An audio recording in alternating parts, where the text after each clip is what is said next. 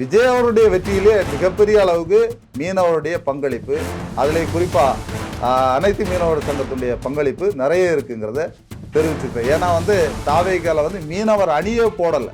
அந்த அணியே போடாத பட்சத்தை அந்த அணியாகவே நாங்கள் செயல்பட்டோம்.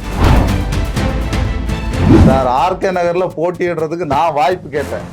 எனக்கு கண்டிப்பாக கொடுக்குற நிலைமை இருந்தது. திடீர்னு சொல்ல மரியவல்சன் அவர்கள் அங்கே போட்டியிடுறதா இருந்ததுனால தான் நான் அந்த போட்டியிலிருந்து விலக வேண்டிய கட்டாயம். மீனவர்களின் மீன்பிடி குறைந்த காலத்தில் மீனவர்களுக்கு உதவித்தொகை வழங்கப்படும் சொன்னாங்க. அது நான் கொடுத்த கோரிக்கை. இது மாதிரி ஒவ்வொரு அரசுக்கும் தேர்தல் அறிக்கை தயார் பண்ணி நான் கொடுக்குறேன். அதே மாதிரி இவங்களுக்கும் கொடுத்துருக்குறேன். தேர்தல் வாக்குறுதியில் சொன்னதையும் செய்வேன், சொல்லாததையும் செய்வேன்னு சொல்றது திமுகவுடைய ஸ்டைல். தளபதியை பொறுத்த வரைக்கும் என்ன முடியுமோ அதை மட்டுமே சொல்லி இருக்கிறாரு. ஆகவே அவர் சொன்னதை மட்டுமே செய்து கொடுத்தாலே போதும். நீங்க மனுவை கொடுத்துட்டு போங்க, நான் கையெழுத்து போட்டு மேல அனுப்புறேன். நீங்க என்ன தபால்காரன் வேலையா பார்த்துட்டு இருக்கிறீங்க? அதாவது புதிய மொந்தையில பழைய கல் இருக்கக்கூடாது, புதிய கல் தான் அப்படின்னு சொல்லுங்க. கண்டிப்பா.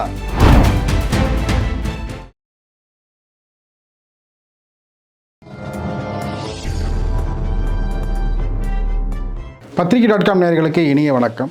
பரபரப்பான அரசியல் தேர்தல் முடிவுகளை அடுத்து இது குறித்து நம்முடைய விரிவாக பேசுவதற்கு இணைந்திருக்கிறார் அனைத்து மீனவர்கள் சங்கத்தின் தலைவர் நாஞ்சில் ரவி அவர்கள். வணக்கம். மீனவர்கள் பகுதியில், குப்பம் சார்ந்த பகுதியில் ஒவ்வொரு கட்சிகளும் தேர்தலுக்கு முன்பு வாக்கு சேகரிப்பதில் தீவிரம் காட்டுவார்கள்.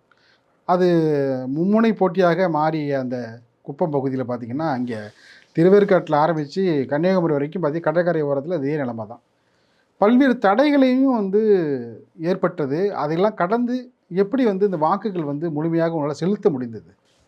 அனைத்து மீனவர் சங்கம் சார்பில் தமிழகத்தினுடைய பல்வேறு பகுதிகளில் எங்களுடைய மாவட்ட செயலாளர்கள், பகுதி செயலாளர்கள், ஒன்றிய செயலாளர்கள் எல்லாருமே தாவேக்காவுக்கு நிறைய பேர், அதாவது தலைமை நாங்கள் என்ன சொல்கிறோன்னா, மீனவர்களை வெற்றி பெற செய்யுங்க, எங்கெல்லாம் கொடுத்தாங்களோ அவங்களெல்லாம் வெற்றி பெற செய்யுங்க அப்படின்னு சொல்லியிருந்தோம். ஆனால் நிர்வாகிகளை பொறுத்த வரைக்கும் என்னென்னா, முழுக்க முழுக்க தாவேக்கா தான் வேணும், தாவேக்கா தான் வெற்றி பெற வைக்கணும் அப்படின்னு திருவொற்றியூர்லேயும் சரி, ஆர்கே நகர்லேயும் சரி, ராயபுரத்துலேயும் சரி, மற்றபடி கடற்கரை முழுக்க இருக்கக்கூடிய 38 சட்டமன்ற தொகுதிகள்லையும் பார்த்தீங்கன்னா அனைத்து மீனவ சங்கத்துடைய நிர்வாகிகள் எல்லாருமே பேர் சொல்லி கூப்பிடுற அளவுக்கு, அந்த வேட்பாளர்களுக்கு தெரிகிற அளவுக்கு எங்கள் நிர்வாகிகளை நல்லா தெரியும், வேலை பார்த்தாங்க. குறிப்பாக ராயபுரத்தில் தேன்மொழின்னு சொல்லி ஒரு அக்கா இருக்கிறாங்க. அவங்க இறங்கி களப்பணி ஆட்டுறதை பார்த்து சாதாரண ஆட்டோ ஓட்ட தொழிலாளர் தான் நம்ம விஜய் தாமு அவருக்கு ஓட்டு சேகரிக்கிறதுக்கு எங்கள் அனைத்து மீனவ சங்கம் தான் கூட போய் முழுக்க முழுக்க வேலை பார்த்தது. அந்த தொகுதி மட்டுமா, மற்ற எல்லா தொகுதியிலையும் வேலை பார்த்தாங்க. குறிப்பாக சொல்கிறேன், ஒரு எளிய மனிதனுங்கிறதுக்காக, வசதி வாய்ப்பு இல்லாதவர், 10 ரூபா செலவு பண்ணுறதுக்கு வாய்ப்பு இல்லாதவர், செலவே பண்ணாமல் கேன்வாஸ் பண்ணுறதுக்கு அனைத்து மீனவ சங்கத்தினுடைய நிர்வாகிகளில் அவங்க தேன்மொழி ஃபுல்லாக எல்லா இடமும் இறங்கி வேலை பார்த்து இன்னைக்கு அவரை ஜெயிக்க வச்சிருக்கிறாங்க. இப்படிலாம் எல்லா மாவட்டத்துலையுமே அனைத்து மீனவ சங்கம் வேலை பார்த்துருக்கு. இந்த வெற்றிக்கு நாங்களும் மீனவர்களும் மிகப்பெரிய காரணம் என்கிறது விஜய் அவர்களுக்கு யார் போய் சொல்ல போகிறாங்க? விஜய் தாமு எளிய ஒரு மனிதர், அவருடைய வெற்றியில் உங்களுடைய பங்கு இருக்குன்னு சொல்ல வரீங்க? கண்டிப்பாக சார். விஜய் தாமு மட்டும் இல்லை, விஜய் அவருடைய வெற்றியிலே மிகப்பெரிய அளவுக்கு மீனவருடைய பங்களிப்பு, அதில் குறிப்பாக அனைத்து மீனவர் சங்கத்துடைய பங்களிப்பு நிறைய இருக்குங்கிறத தெரிவிச்சுக்கிறேன். ஏன்னா தாவேக்கால மீனவர் அணியே போடலை. அந்த அணியே போடாத பட்சத்தை அந்த அணியாகவே நாங்கள் செயல்பட்டோம். மீனவர் அணியாகவே தமிழ்நாடு முழுவதும் அனைத்து மீனவர் சங்கம் செயல்பட்டது. இது விஜயுடைய கவனத்துக்கு சென்றதா? கண்டிப்பாக சென்றிருக்கும். நம்ம ஏற்கனவே இதே இடத்துல பல பேட்டிகளில் நம்ம சொல்லிருக்கிறோம். அதே மாதிரி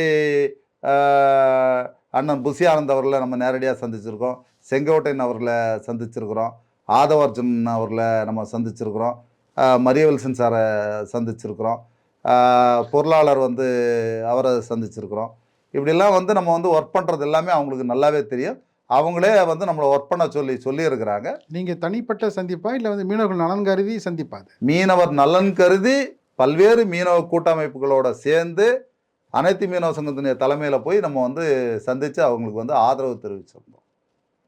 இல்லை, ஒவ்வொருத்தையும் சந்திப்பதற்கு பதிலாக அதாவது வந்து போட்டியிடுவதற்கான இடங்களை வாங்கி பெறுவது தானே வந்து புத்திசாலித்தனம். நீங்கள் அதை தானே செஞ்சுருக்கணும். சார், ஆர்கே நகரில் போட்டியிடுறதுக்கு நான் வாய்ப்பு கேட்டேன்.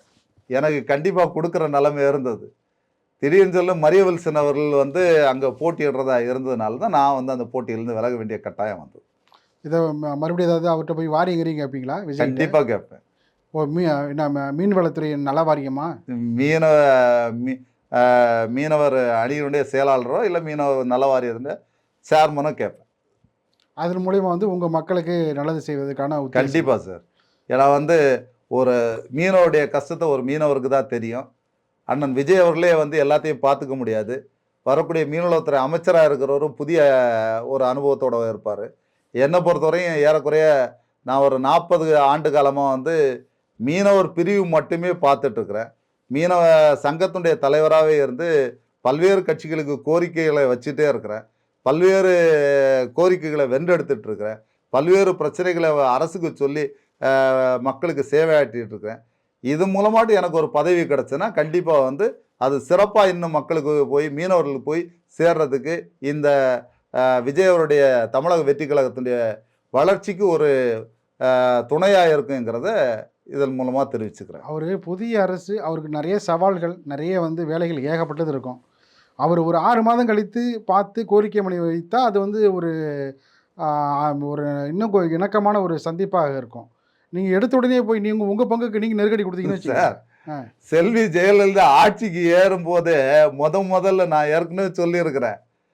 நேரு ஸ்டேடியத்தில் அந்த அம்மா வந்து 8 கோப்பில் கையெழுத்து போட்டாங்க. அந்த அம்மாவுக்கு தெரியுமா மீனவர்களும் மீன்பிடி குறைந்த காலம் இருக்குன்னு சொல்லி? மீனவர்களின் மீன்பிடி குறைந்த காலத்தில் மீனவர்களுக்கு உதவித்தொகை வழங்கப்படும் சொன்னாங்க. அது நான் கொடுத்த கோரிக்கை.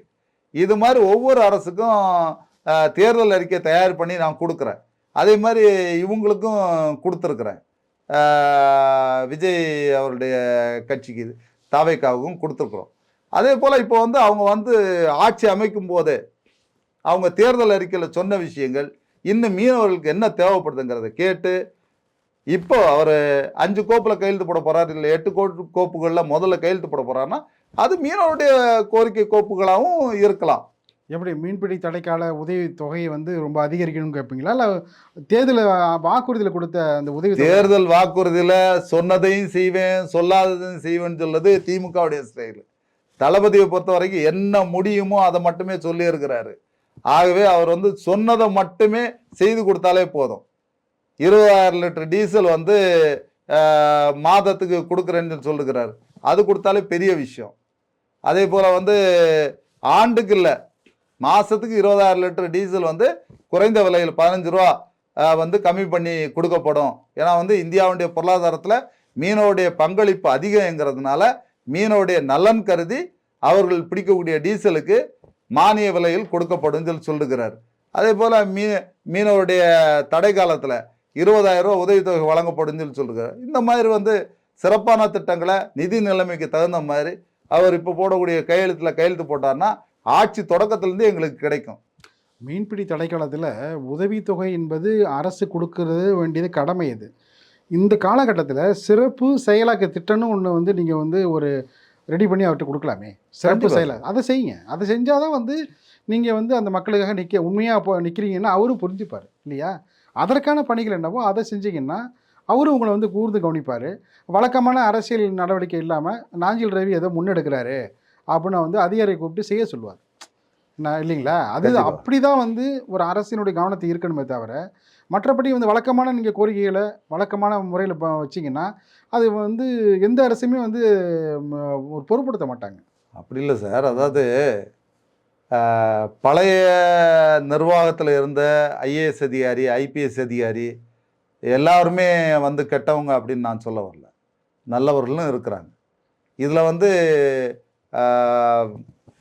திறமையற்ற அதிகாரிகள் எல்லாம் சும்மா ஆஃபீஸில் வந்து உட்காந்து ஓபி அடிச்சுட்டு போகிற அந்த அதிகாரிகள் எல்லாத்தையும் தூக்கிட்டு நீங்கள் சொன்ன போல் சுறுசுறுப்பாக செயல்படக்கூடிய சிறப்பு திட்டங்களை வந்து அதிகாரிகளாக கொண்டு வரக்கூடியது, மக்கள்கிட்டருந்து வரக்கூடிய சிறப்பு திட்டங்களை செயல்படுத்தக்கூடிய இளமையான அதிகாரிகளா, அனுபவங்கிறது வேணும். ஆனால் வெறும் அனுபவமே நான் வந்து 58 வருஷம் இந்த துறையில் இருந்துட்டேங்கிறதுக்காக அனுபவம் வரப்போகிறது கிடையாது. களப்பணியாக கீழே போகிறதே கிடையாது. ஏசி ரூம்லேருந்தே கையெழுத்து போடுற கோப்புகளில் கையெழுத்து போடுற அதிகாரிகள் எல்லாம் மாற்றிட்டு ஃபீல்டுக்கு போய் மக்களை சந்தித்து மக்களுடைய பிரச்சனைகள் என்னங்கிறத புரிஞ்சுக்கிட்டு செயல்படக்கூடிய அதிகாரிகளாக வேணும். சில மாவட்ட ஆட்சித்தலைவர்லாம் வந்து சென்னையில் கூட நான் பார்த்துருக்குறேன். நம்ம போய் சொன்னால் எதை சொன்னாலுமே சொல்லுவாங்க, நீங்கள் மனுவை கொடுத்துட்டு போங்க, நான் கையெழுத்து போட்டு மேலே அனுப்புகிறேன். நீங்கள் என்ன தபால்காரன் வேலையாக பார்த்துட்டு இருக்கிறீங்க? அதாவது வந்து புதிய மொந்தையில் வந்து பழைய கல் இருக்கக்கூடாது, புதிய கல் தான் இருக்கணும்னு சொல்கிறீங்க. கண்டிப்பாக. அதாவது எதை கொடுத்தாலுமே எதுவாக இருந்தாலும் மனு கொடுத்துட்டு போங்க, நான் கையெழுத்து போட்டு மேலே அனுப்புகிறேன். இதுவா உங்கள் வேலை? உடனே என்ன பண்ணணும், ஒரு பிரச்சனை வருதா உடனே அதுக்கு மேல்பட்ட அதிகாரிக்கு உடனே ஃபோன் பண்ணி இந்த மாதிரி ஒரு பிரச்சனை இருக்குது, உடனே முடிச்சு கொடுங்க, மக்களுக்கு இது தேவை இருக்குது அப்படின்னு கேட்கணும். அதை விட்டு போட்டு எதை கொடுத்தாலுமே அங்கனே இந்த டேபிள்லேருந்து அந்த டேபிளுக்கு போகிறது 10 நாள், இந்த டேபிள்லேருந்து அந்த டேபிளுக்கு போகிறது 10 நாள், இப்படியே கிடக்கிறது. எவனாவது காசு கொடுக்குற ஆள் வந்தான்னா உடனே இந்த டேபிள்லேருந்து அந்த டேபிள் எல்லாமே ஒரே நிமிஷத்தில் முடிஞ்சு போயிடுது. அதுபோல தான் அறப்போர் இயக்கம் பல பிரச்சனைகளை இப்போ கொண்டு வந்து கோர்ட்டுக்கு கொண்டு வந்து நிறுத்திக்கிட்டு இருக்குது.